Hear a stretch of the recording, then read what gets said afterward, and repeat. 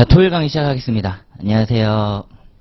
자, 오늘 법원직 2개년 그리고 법무사 2개년 2019년 변시 6월 모의고사 해서 최신 문제로 올해 법행 8월달 이제 3주 뒤죠. 데뷔를 하시는데 오늘 강의 컨셉은 새로운 걸 알려드릴 생각이 없어요. 그쵸? 새로운 걸 알려드리는 게 아니라 그동안 우리 수험생분들이 저와 함께 공부한 내용이 최신 기출로 어떻게 나왔는지 확인하는 게 더 중요하죠.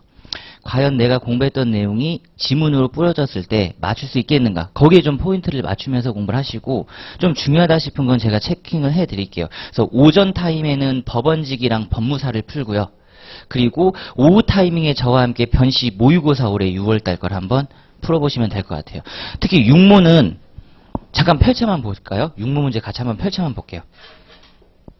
거의 최신 판례 밭이라고 보시면 돼요. 법무사랑 6월달. 6월에 동시에 실시됐기 때문에 출제자가 거의 같거나 아니면 유형이 비슷하다라고 생각해 주시면 되고 쭉 넘겨보시면 한 페이지 문제, 한 페이지 해설이에요. 집에 가서 연습을 하셔야 된다는 거죠. 오후 타임에 저랑 풀 건데 절대 여기 답안에 답 체크를 하시면 안 돼요. 이건 풀어보셔야 되는 거고 최신 기출이기 때문에 법무사도 마찬가지입니다. 제가 한 페이지 그리고 한 페이지 해설 문제 이렇게 했기 때문에 이것도 풀어보시는 게 가장 좋아요. 대신 중요도만 체크해 가시는데 변시 모의고사는 쭉 넘어가 보면 어떤 문제 등을 체크를 하시냐면 6번 같은 거 있죠. 지금 미리 제가 체킹을 해드릴게요. 6번 별표를 하시고 사법시험 기출이 육모 그대로 나오고 법원행시 기출이에요. 6번. 그러니까 요는 가불병 지문을 찾아서 대비를 많이 하시라는 겁니다. 넘겨보시면 7번. 좋은 문제죠. 이건 그냥 법행에 뿌려줘도 전혀 이상하지 않은 7번. 별표를 하시고 가불병 대비. 넘기시면 8번. 점치죠. 최신 판례가 그냥 같이 또 나왔어요. 별표하시고 아 요런 거 법원 행시에 뿌려지면 가불병 대비로 시간을 끌어먹겠다. 자 그리고 9번. 별표입니다. 명의신탁이랑 함께 나왔어요. 사행위. 명의신탁. 저랑 함께 최신 판례 공부를 했죠. 자, 그 다음 넘겨보시고 쭉 넘겨보세요. 그 다음에 15번입니다. 별표 최신 판례 그냥 나왔어요. 그것도 사례화로 가불병 사례화. 15번. 이거는 법행에 무조건 나온다고 봅니다. 15번 문제 스타일은 그냥 보고 가시는 거예요. 그 어떤 지문인지 1번 한번 그냥 저랑 볼까요? 잘 몰라. 근데 최신 판례 저랑 공부를 했어요. 갑이 병에게 질권 설정 사실을 통지하거나 병이 이를 승낙한 경우 병이 을의 동의 없이 질권 채무 목적인 채무를 변제했다. 안 되지. 상계도 안 되지. 최신 판례 그대로 나왔다 그러잖아요. 제가 신기하게. 근데 5번 봐봐요. 양도는 된대. 352조. 양도는 질권자를 해야 하는 법률행위가 아니기 때문에 동의 없이 가능한데 1번 변제상계는 된대. 오히려 우리가 공부했을 때는 양도가 처분행위가 좀 더 센 개념 아니야? 라고 생각하기 딱 좋죠. 그러니까 1번 지문을 제가 딱 봤을 때 그럼 양도가 나와야 되는데 5번에 딱 있더라고요. 출제자의 생각이야. 저랑 똑같이 생각하는 거죠. 변제상계가 안 되는데 양도가 된다고? 그러니까 1번, 5번의 정답이 반드시 있을 거라고 생각이 드는 겁니다. 그죠? 그렇게 생각하시는 거예요. 아, 최신 판례가 이렇게 뿌려지는구나. 그러니까 옳은 것은이니까 그래요. 1번, 3, 5번이 다 아니네. 오히려 옳은 거, 어려운 거 냈어. 어렵게. 자, 넘기시면 17번입니다. 자, 그 유명한 저당권 설정청권 소시 3년짜리. 그냥 사례화 17번. 17번도 체크를 하시고 별표를 미리 해두시고 18번. 좋은 문제가 또 나왔어요. 최신 판례 별표. 그리고 19번도 별표입니다. 가불병 사례와 그 다음에 20번. 20번 별표 쭉 넘어가시면 23번이요. 전형적인 법원행시 스타일 23번. 그리고 24번 별표하시고 그 다음 25번 증여. 오랜만에 나왔으니까 법행에서도 대비를 좀 하셔야 되지 않을까 싶네요. 증여는. 그리고 쭉 넘겨보시면 나머진 다 법행 기출인데 29번 같은 스타일 보실까요? 29번. 법행에서 가끔 한 문제씩 나와요. 오지선다로. 다음 중 채권자 대위권의 피대위 채권이 될 수 있는 것들은 그냥 단순 심플하게. 이거 생각보다 어렵습니다. 디귿쯤 보세요. 유책 배우자에 대한 위자료 청권의 양도. 흔들리는 거지. 흔들리는 거야. 됩니다. 그쵸? 1심 전소권이 아니라 그랬다. 귀속상의 1심 전소권이 아니라 행사상의 1심 전소권이니까 양도승계 된다. 이미 알고 있는 판례인데 디귿집은 이렇게 툭 앞에 유책 배우자랑 껴서 나오니까 이거 당황스럽네 이렇게 되는 거예요.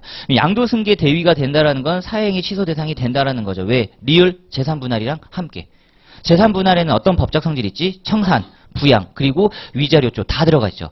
그럼 재산분할 청권 그 자체가 사행위 취소가 된다라는 건 재산분할에 들어가 있는 위자료 청권의 법적 성질도 함께 넘어가는 거죠. 이게 이렇게 푸는 거예요. 되게 어려운 문제라고 생각하시면 됩니다. 시험장 들어갔을 때 이거 퍼뜩 생각이 안 나요. 퍼뜩 생각이 안 납니다. 양도가 되면 사행위 취소 대상이 일단 된다라는 것 기억을 해두시고 그다음에 30번 법원 행시 이미 나오는 스타일 체크를 해주시고 쭉 넘기시면 자 32번이요. 이렇게 안 나올 건데 연습을 하시라는 의미입니다. 진짜 어려운 문제 나왔고 결론은 나와요. 저랑 함께 최신 판례로 공부했던 3번 과거 부양료 청구 일반 민사사건이라고 그랬어요. 정답은 3번 너무 쉽게 보여. 너무 쉽게 보이는데 이게 만약에 옳지 않은 것은이라든지 빡셈으로 나오면 위험하다라는 거죠. 3번 정답이 너무 쉽게 보이기 때문에 맞아. 김강사가 민사사건이라 그랬어. 자 그리고 33번 사법시험 기출문제가 그대로 나왔습니다. 몇 년도 기출이었냐면 제 기억으로는 03년도예요. 제가 풀었던 기억이 납니다. 상속 포기와 본의상속 대수상속을 구별하는 기준. 오후 타이밍에 같이 하실 거고 미리 연습을 하셔서 점심시간에 좀 요것만이라도 좀 풀어두셨으면 좋겠다 하는 그런 마음이에요. 자 그럼 넘어가시면 35번. 좋은 문제죠. 좋은 문제 35번입니다.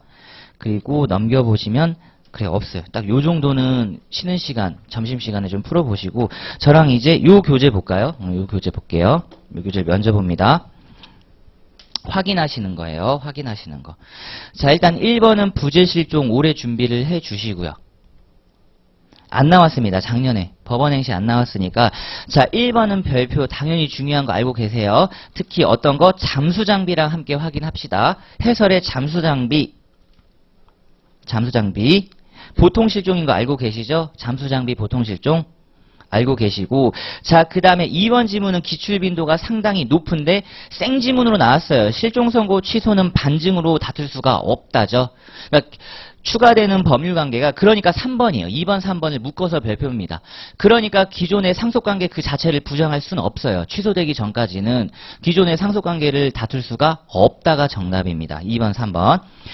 반증으로 다툴 수 없기 때문에 3번 기존의 상속관계를 번복할 수 없어요. 취소하고 다시 다투셔야 되는 거예요. 그게 바로 간주의 특징이다. 그리고 4번도 별표죠. 엄청나게 자주 나왔던 기출 지문입니다. 요거는 좀 항상 준비를 잘 해주셔야 되는 게 뭐냐면 자 관리인이 나와요. 두 가지입니다. 얘가 요거를 하는 건 상관없어요. 실체법상 법률행위를 하는 건 선고 그리고 쇽 소급이라고 합니다. 그리고 이 시기에 지금 얘가 이렇게 들어가는 거예요. 실체법상 법률행위 하는 건 이건 무조건 유효입니다. 왜요?